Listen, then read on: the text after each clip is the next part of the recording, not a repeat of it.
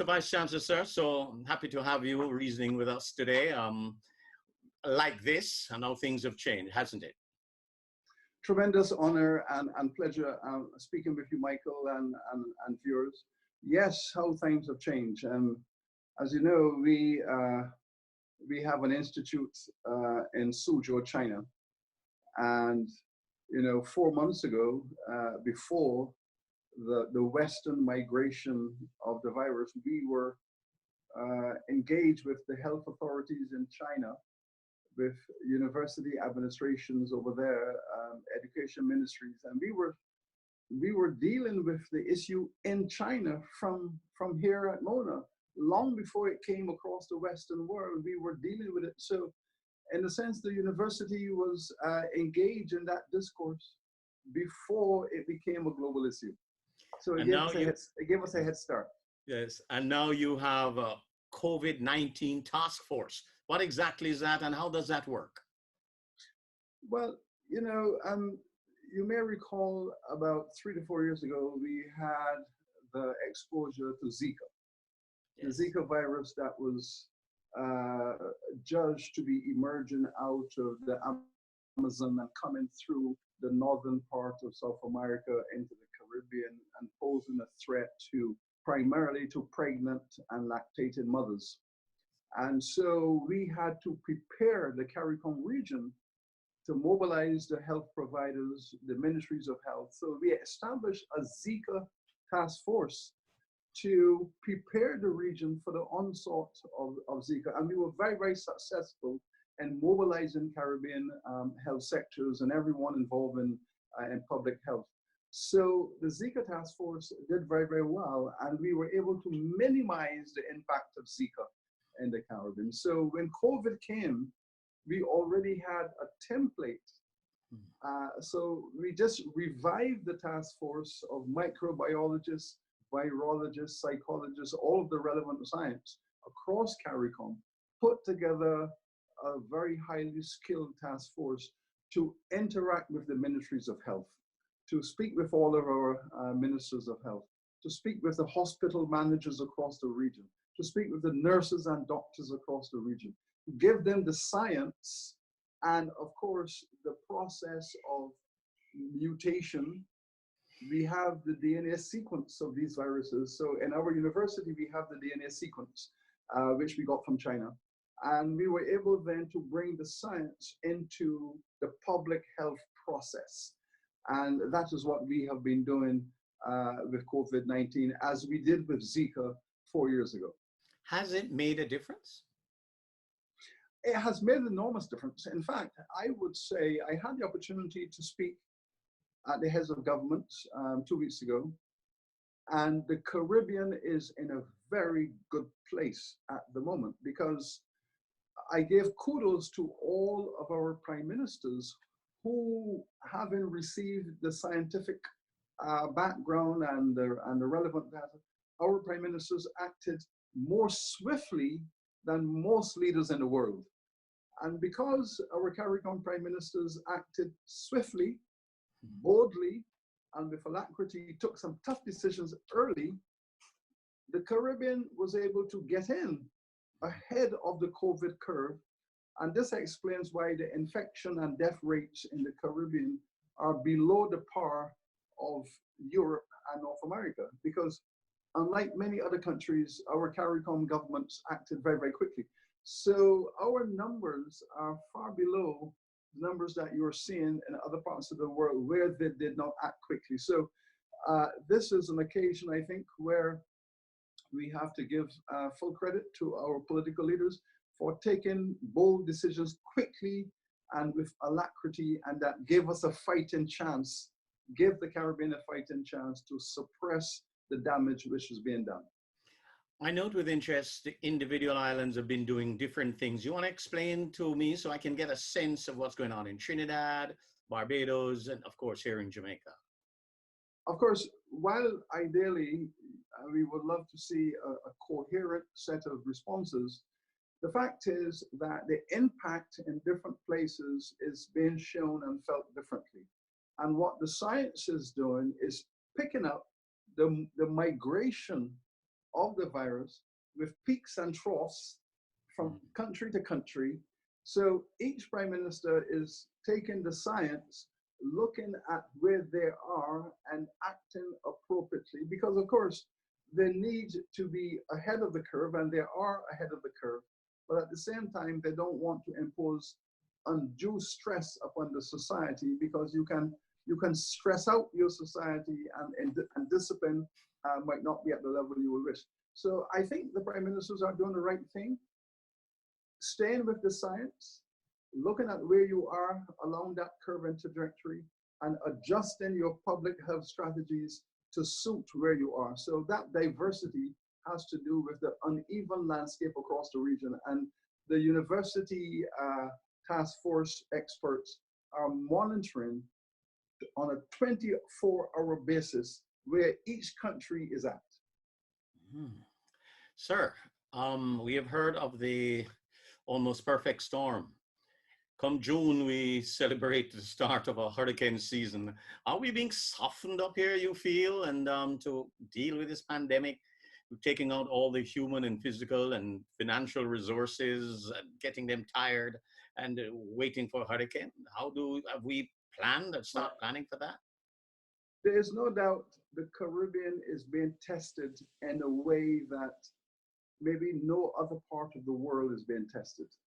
We have the impact, the destructive impact of global warming, climate change, rising sea levels, affecting our tourism, affecting our fisheries, affecting our marine environment. And we are paying a dear price for something that we did not create. So the Caribbean is losing GDP on an annual basis as a result of the realistic evidentiary basis of climate change. I have seen public beaches across this region destroyed. I have seen the marine fisheries, the migration of our fishing life and our fishing stock, which is a critical part of our food supply. All of that is impacting negatively on an annual basis. Then you add to that these annual hurricanes. So you have the global warming, then you have the hurricanes. And of course, we haven't fully recovered from the 2008 financial global recession. So many of our economies have been downgraded, and each time we are being downgraded, we are losing value. We are seeing the flight of capital. We are losing financially by this constant downgrading of our economies. Plus, there is a fair measure of aggression from some parts of the world, such as the OECD countries, that are putting pressure on our financial system, our offshore financial institutions. And added to that now, we have this pandemic. So it's a cascading of one set of pressures after another. And when you put it all together, it is really very, very destructive. And we are, as I said, we are being tested in a way that perhaps no other part of the world has been tested. I'm fascinated, sir, if we should come back home to Jamaica in particular to see what the Uwi'S is doing with their medical students and call centers. Well, you know, I am so proud of the way in which UWI medicine and UWI science, how they have responded to this. We have prepared our medical faculty. Remember, you know, the medical faculty of UWI, which is the oldest faculty. This is how we started 71 years ago. We started as a school of medicine. And even then, when we started with the medical school, the philosophy and the pedagogy of the medical faculty is public health care and community medicine. So the teaching infrastructure, the research infrastructure has historically been based on public health care and community medicine. So we have been involved in the eradication. When we started, it was typhoid, it was poliomyelitis. All of those things were very powerful in the 30s and 40s. And we were set up to deal with those matters right there and then. So each time new medical circumstances enter the region, we are prepared because historically we were functioning in that way. And this is how we teach our students medicine. We don't, our medical faculty, though we are happy when some of our medical students and professors go off and do some fancy plastic surgeries and make a lot of money and so on, and really get involved in income generating aspect and the entrepreneurial aspect of Yeah. converting medicine into business. We're happy for them, no problem. But the majority of our medical academics and professors and so on are absolutely down in the trenches with public health and community medicine, and working with ministers of health and ministries of health to take care of the public health of the people of this region. And do I also hear a boast about some trial relationship with the WHO? We have been embedded in the WHO. Remember that we've had people like Sir George Allen who actually contested the position for the leadership of the WHO many years ago. But again, our finest medical professors have all been locked into the WHO. We work with them, they work with us, we do work on their behalf. So we are a part of the global health management infrastructure. And if we are not involved in a specific piece of research, we are doing the background research to allow the research to function. So in most of these issues, we are somewhere in the middle of it. If you consider, for example, that when we established a center in New York 4 years ago, we established a center with the State University of New York, SUNY. That's right. So there is a SUNY UWI Institute for Sustainable Development. And the biggest project in that SUNY UWI Institute, which is based in the State University of New York, is virology. And people like Dr. Lindo, who is professor of virology here at Mona, he is a critical part of that New York operation. So every day when Governor Cuomo is managing the pandemic in his city, he is relying on the State University of New York Medical Science to give him a daily update and report. So SUNY is in the center of the governor's strategy. And UWI is connected to that, helping with that process because our virologists are also in the SUNY center. So everywhere you will find the UE footprint. Yes, indeed, part of the infrastructure. Sir, I couldn't, resist the temptation of saying, what have we learned? How will history cause us to look back in the rearview mirror on this time? What have we learned specifically as a region and as a university? Well, the thing about universities is that countries are now, I think, those countries that had doubt are now removing that doubt about the importance of having a first-class university in your country. Most countries that have taken that for granted are now waking up to realize that having a community of researchers, doctors, nurses, specialists, having that network of public health professionals based in and around the university is an asset that you must always cherish. If you're looking at the New York situation again, what you're saying is that most of these centers where the work is being done, these are university centers scattered across the state of New York and coordinated through the university network with the political leaders. And the political leaders understand this. They're funding it. And because they're funding it, they know what it is. So we have learned, I think, in the Caribbean, and I've heard Prime Minister Motley, the head of CARICOM, making this point very clearly, that the region is blessed that we have a university with a first-class medical public health pedagogy and a set of skills. What we're also, I think, discovering is how we need to upgrade our public hygiene from generation to generation. And remember, the 19th century, when there were spreads of cholera, killing thousands and thousands of people around the world, it was out of those cholera epidemics that came a lot of the current standards. Children, wash your hands before you eat. Children, wash your hands every 2 hours.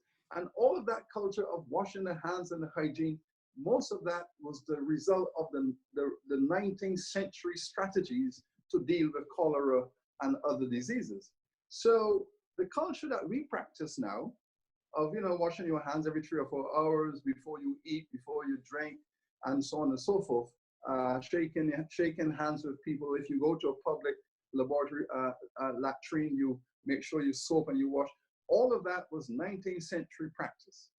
What this COVID-19 is trying to tell us the world now needs to step up to a 21st century status of public hygiene. And a 21st century model of public hygiene will include social distancing, will include minimum physical contact, such as the handshaking or hugging and the kissing in public and so on. It's a new standard of 21st century public hygiene that we now have to learn. We learned the 19th century strategy and lived with it for 100 years. This is now the time for a new global system of public hygiene. And all of us now have to practice that. Otherwise, a virus like COVID-19 will spread between us and decimate us. Virtual hugs and virtual kisses. That's it's a different moment for a different virus. Yes, indeed.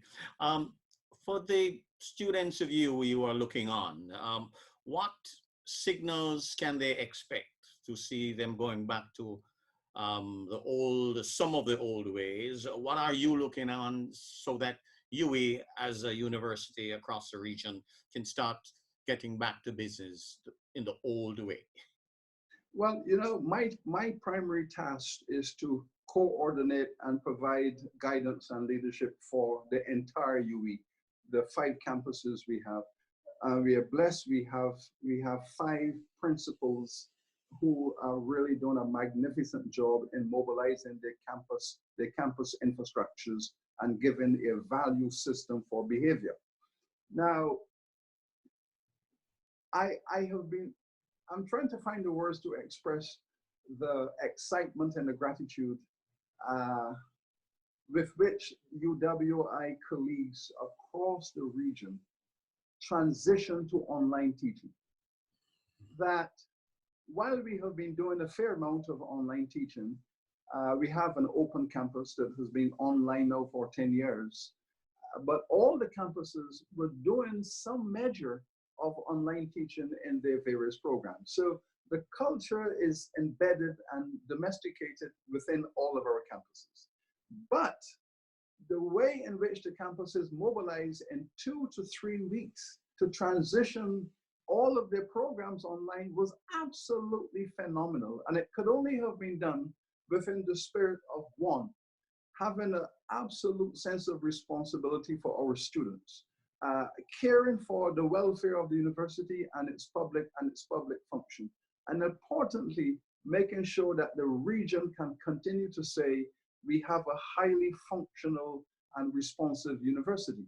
So I had a meeting with my 5 principals on Friday.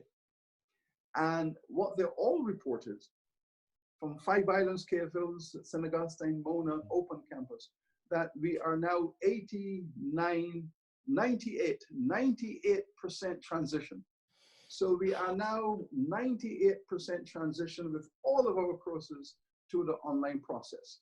Now, looking to the future, there is no doubt that the impact on our economies, and we're hearing economists speaking in terms of 10, 15, 20% loss of GDP. We are hearing that the dog has been barking, but it hasn't been biting as yet. But come later this year and next year, the dog will be biting and biting very deeply into the Caribbean economic flesh.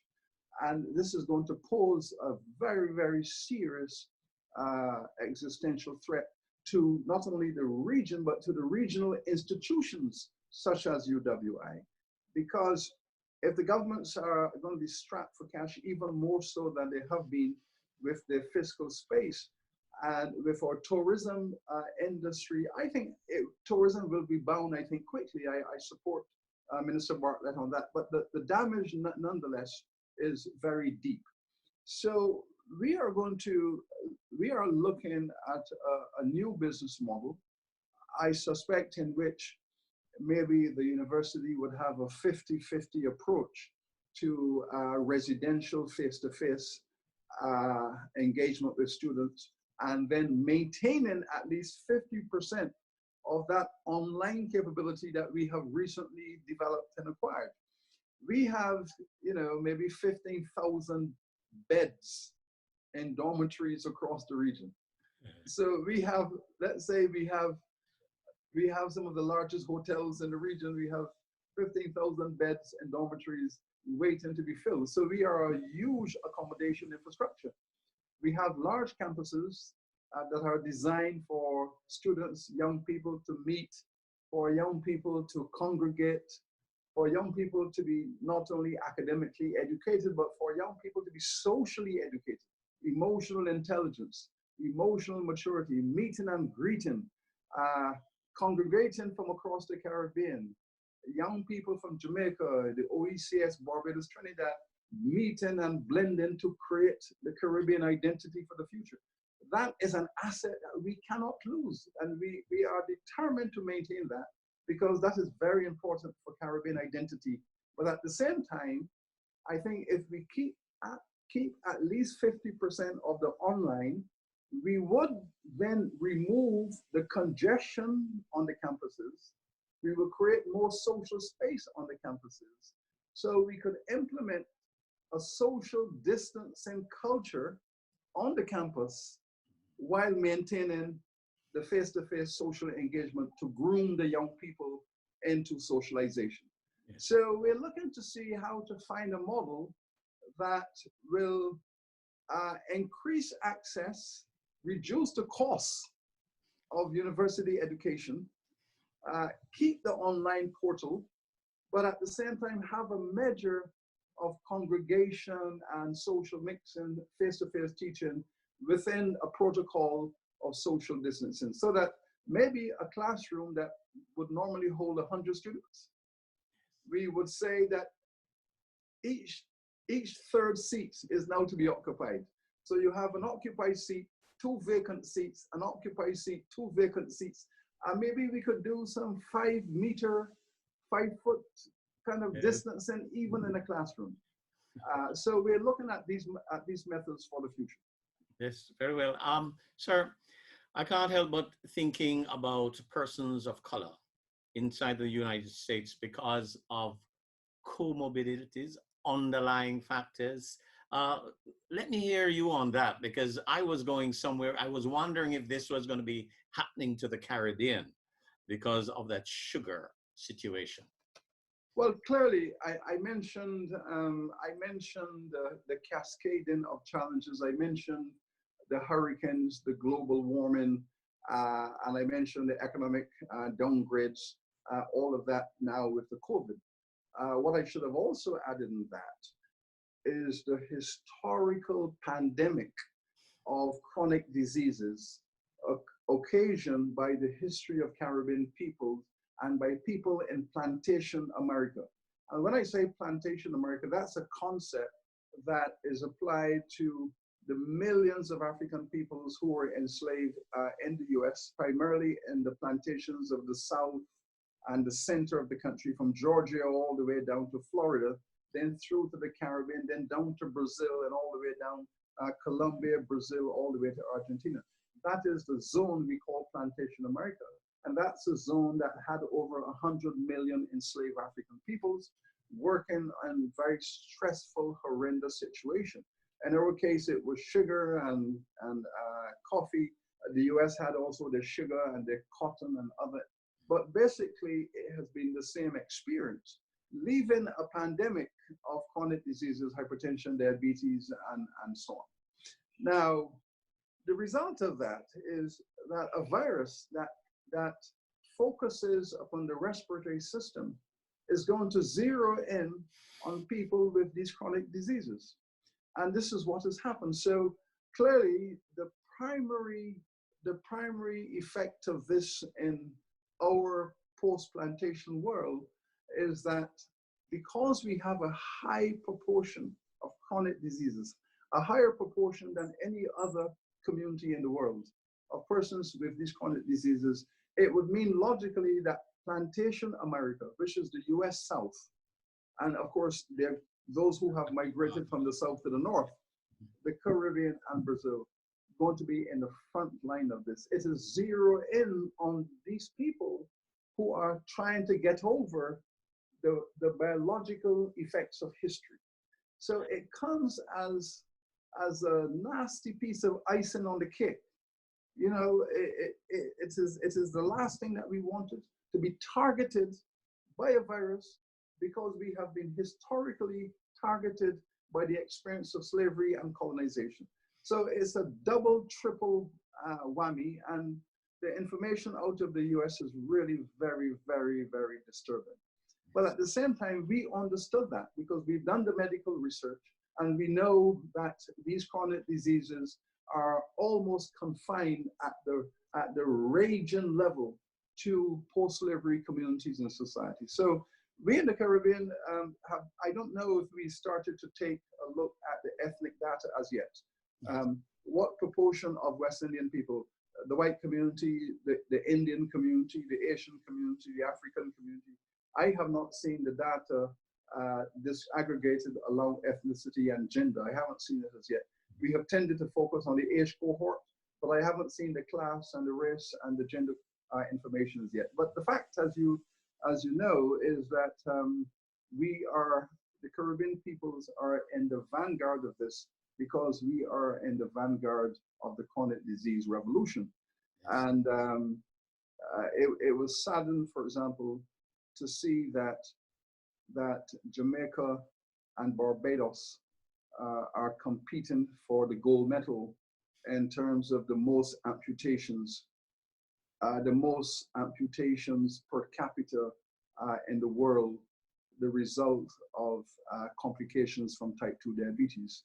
Barbados had that status for many, many years because it was the pure sugar plantation island. And now I'm happy to see that the Jamaican doctors are saying, hold on a second, we are moving to this amputation thing too quickly. Let us back off a little bit. And our Cuban colleagues have made some significant headway with the medical research to minimize and suppress these amputations. But we are in the center of this, and thank goodness we have a medical culture based on public health and community medicine. Finally, Mr. Vice Chancellor, give me your vision for all of this. Well, I think that the Caribbean world has a history of struggle against some of the most difficult circumstances the world has ever known. What we've had to go through, having lost our indigenous people due to genocide, then another 300 years of slavery, then another 100 years of apartheid. Now we have struggled for democracy and the plurality of democracy. And we're just now getting to a position where we would have the kind of democracy we want. But what this virus has also done is to tear the roof off the Caribbean house and let us look inside what is going on in the Caribbean home. And we're finding that we have some weak structures. We are finding that there is a tremendous amount of inequality, so that when you develop a public policy, it falls disproportionately upon members of the Caribbean family. So we have at least 30 to 40% of our population in the region living in environments that are really not acceptable in the 21st century. And we are also finding that we are vulnerable in those spaces because it's very difficult to develop social distancing in highly congested communities. Highly congested communities, it's very, very difficult. And this is what we are seeing in New York. And we're also seeing some measure of resistance in the Caribbean, where people are saying, but our houses are so congested that to stay inside is complicated. Now, the question here is, it is not that across the region, people in difficult housing environments are not disciplined. They want to be disciplined. I think everywhere in the Caribbean, there is a tremendous sense of we all want to be disciplined. We want to stay in the house. We want to do all of that, and they're doing a great job. But we have pockets where some people are saying, but we can't survive. If we stick to the policy 100%, we can't survive. We have to go out and get this and get that. We don't have refrigeration in our home. We can't store 2 days of food. Day to day, hand to mouth. So what we have to do then is to make sure that we get a resource made available to these people, provide them with a better resource. For example, the Jamaican Prime Minister, when he extended the shopping hours as a response to the pressure, extend the shopping hours to give people a little more space so they can comply. So we have to help them to comply as they want to comply. So these are some issues that our democracy is thrown up. And I would imagine that when we are fully on top of this, there might be a need to establish a commission of inquiry, a CARICOM commission of inquiry, to look at how this virus has exposed the weaknesses of our democracy. And then to go back to history a little bit and look at where we're at. Because we did promise in 1948 at the Montego Bay Conference, when we decided as a region, when all the leaders of the region came together in Montego Bay in 48 to say, we are finished with colonization. We want independence, and we are going forward with independence. And at that meeting, they all decided that if we're going to go to independence for the region, we have to have equality, we have to have equity and access, and we have to build a democracy on a foundation of equal citizenship. Now, it was also understood that this was not going to happen overnight. This is going to be an intergenerational project, getting better and better by generations. So maybe this is a good time to look at the social contract that each government had agreed with the masses of people. Look at the social contract, how we will put democracy together for equality and for equity and to give everyone a fair chance. This is a good time to review, after 60 years, where we are with the democracy that we want. And then we could tweak, we can adjust and go into the future. So my vision would be, therefore, that in the next generation, our democracy should be more equal and more equitable than it is now. But that too would require a new democracy, a new set of social contracts. Sir, it sounds like it's time to press that reset button, and I want to thank you. A little reset, a little reset, and a little reset. And you know, the wonderful thing about this is that the two oldest Labour parties in the region, the Jamaica Labour Party and the Barbados Labour Party, that were part of that social contract back in the 30s and 40s. Those two oldest Labour parties are in power. Yes. And these two oldest Labour parties have the two youngest prime ministers. Yes. So that is not a coincidence. It's a wonderful opportunity to say phase 2 of the social contract, the new democracy in the Caribbean post-COVID. Mr. Vice Chancellor, sir, be safe, stay well, and please, you always have a space right here to help us understand ourselves. Thank you, Michael. Appreciate it. Thank you.